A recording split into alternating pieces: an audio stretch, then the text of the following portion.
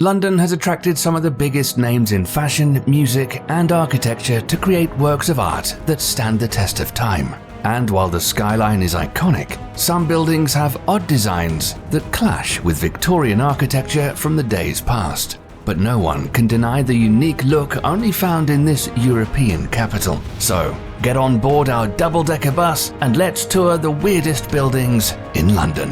First up, let's visit the appropriately named Thin House. Don't blink as we drive by. You might miss it. This building was constructed between 1885 and 1887 and has become a staple in its neighborhood. The wedge-shaped apartment building is only 6 feet wide at its most narrow point and expands to 34 feet. The studio apartments within are 600 square feet, and there's even a small terrace above. No wonder so many locals refer to this building's aesthetic as TARDIS style, a reference to BBC sci-fi series Doctor Who. The building is certainly bigger on the inside, and like the Good Doctor, it too was almost lost to time. The city once had plans to demolish the place to make room for an entrance to the railway below, known as the London Underground. But in the end, the government stopped the construction of the entrance at Thurlow Square, where the Thin House is located. Well over 100 years later, the building still stands. The 19th century builder had envisaged the property to be filled by artists and partitioned the space into 7 studio apartments, each with its own drawing room. But a starving artist won't be able to afford this place in the modern day. In 2021, an apartment for sale had an asking price of over $1 million. That shouldn't be a surprise. The South Kensington area is one of the most exclusive neighborhoods in a city known for its high-end lifestyle. That's pretty steep. But that buys you easy access to London's museums, luxury department stores, and other wealthy neighbours. But maybe this building is a little cramped for your taste. Then let's visit the epitome of luxury, the M by Montcalm. The name is a mouthful, but the design is even more to take in. The building has been turning heads ever since it was completed in 2015.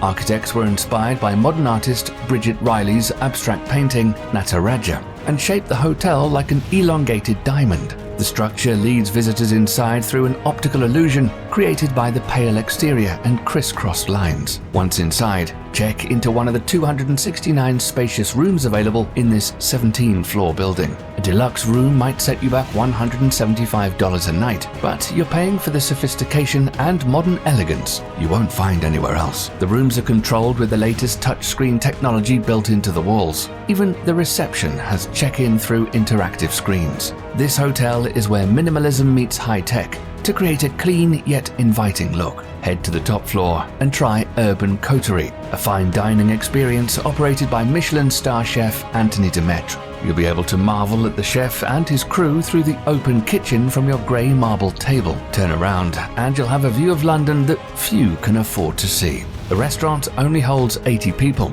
so make a reservation if you plan to dine in this swanky joint. Below the Bistrothèque, you'll find an exclusive lounge for private members only. This secluded area is decorated with prints from West London's Griffin Gallery. Bring your robe and a towel and treat yourself to a spa bath. Or take a dip in the 12-meter-long pool lined with mother-of-pearl tiles. Then finish off the night in an experience shower, which simulates water effects from different regions of the world with varying intensities and temperatures. And don't worry about getting too cold. The floor is heated. There was no expense spared in curating this luxury experience. The M by Montcalm hides its elegance and space through a carefully structured illusion. But this next building isn't known for its subtle design. We're at 20 Fenchurch Street, known locally as the Walkietalkie Tower. If you don't know what a walkie-talkie is, ask your parents. But trust me, this building looks like an oversized version of that ancient technology. This megastructure dates back to 1968. It measures 160 meters tall with 37 stories inside and over 62,000 square meters of office space.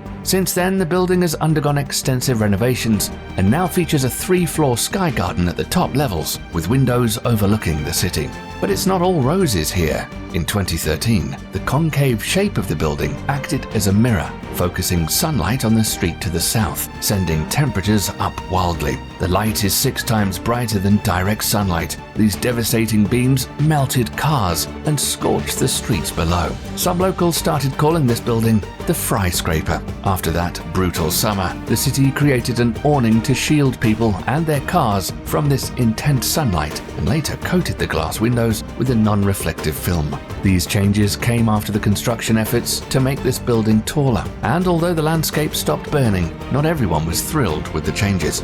Upon completion of the renovations, 20 Fenchurch Street was awarded the 2015 Carbuncle Cup, given to the worst new buildings in the UK. I guess Londoners know how to hold a grudge. So let's visit where people take up most of their grievances, London City Hall. This glass and steel oddity has been turning heads since 2002. And while most people have compared it to a misshapen egg, this weird figure has a purpose. The sweeping spherical form allows the building to self-shade during the day. The hybrid geometrical shape minimizes the surface area of the building, exposing less of it to direct sunlight. The building can even naturally ventilate by using an air conditioning system that uses groundwater from below. Solar panels and lighting movement sensors were also added to help cut energy costs, but those claims have been called into question over the years. The see-through building represents the need for transparency in government. There's even a clear 500-meter spiral staircase to further the metaphor. Climb up 10 stories worth of stairs and enjoy the uninterrupted view of the building as you enter London's living room. This posh space has a viewing balcony on the exterior and an exhibition and meeting space inside. But this symbolic architecture didn't come cheap. It cost 43 million euros to construct this monument to democracy. Following the winding River Thames just a few miles west, and you'll arrive at our next building, the Shard. This building was built to resemble precisely what it sounds like, a shard of glass. This 72-story building stretches over 300 meters high. It took 11,000 glass panels to construct this facade, which adds up to over 56,000 square meters if lined end to end. The designer used a sophisticated glazing process and angled panels to create a facade that constantly changes its appearance with the weather and seasons. They envisioned the building as a throwback to the church spires that once towered above the city. He saw it as a spire emerging from the River Thames and jetting into the heavens. But the English Heritage described the building as a shard of glass through the heart of historic London. That comment cut hard, but it didn't stop the building from winning an Empress Award in 2014, recognizing architectural excellence. You'll have to make up your own mind. Climb all the way up to the top of this glass pyramid, and you can visit the observation deck. Enjoy that view. It's the second largest freestanding building in the UK. From this height, you could see our final building on tour. Take a cab to 30 St Mary Axe, also known as the Gherkin. Lots of buildings that look like other things on this list. In 2003, over 35 kilometers of steel were twisted together to form a megastructure that looks like a giant pickle. This mammoth building goes up 41 floors high. The gap in each floor creates 6 shafts that ventilate each floor above. The natural ventilation system cools the entire building. The shaft pulls out warm air during the summer and warms the building during the winter with passive solar heating. The glass around the building looks rounded thanks to the fully triangulated perimeter structure. Only one piece of curved glass is featured on the building, which is at the top.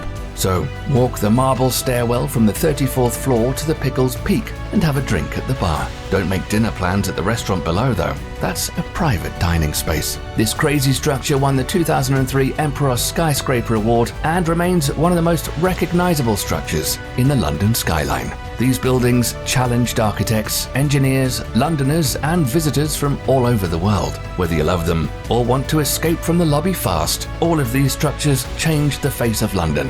What's your favorite place to visit in London? Let us know in the comments. And make sure to like and subscribe for even more of the weirdest megastructures right here